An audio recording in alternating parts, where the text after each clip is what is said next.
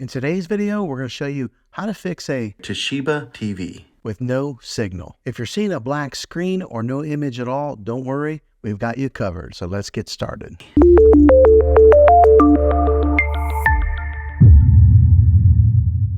Step 1, check your connections. First things first, let's check all the connections, ensure that all the cables are securely plugged in, and this includes the HDMI cables, power cables, and any other connections that you might have. After you've done that, let's move on to the next step. Step 2, select the correct input source. Next, let's make sure that your TV is set to the correct input source. Using your remote, press the source or the input button to cycle through the available inputs until you find the one that your device is connected to. If you have multiple devices connected, make sure you're selecting the right one.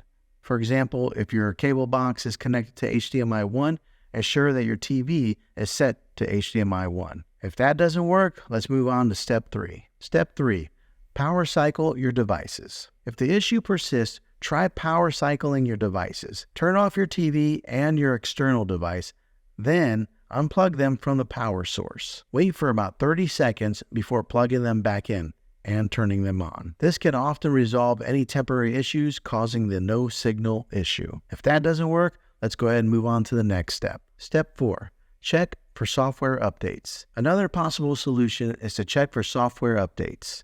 On your TV, go to Settings menu, then select Support and Software Update. If there's an update available, follow the on-screen instructions to install it. Depending on the year and model of your TV, this may look a little different.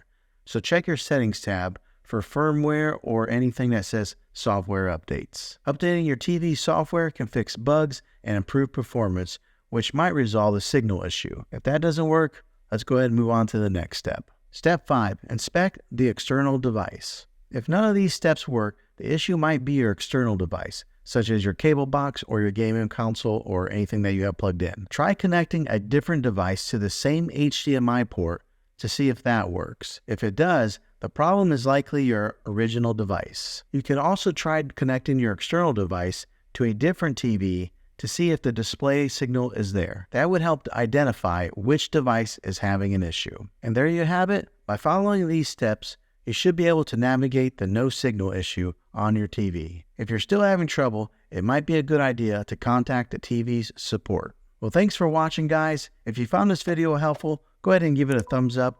Go ahead and subscribe to my channel. I make tech videos all the time, and I would love to have you back in the next one. Take care.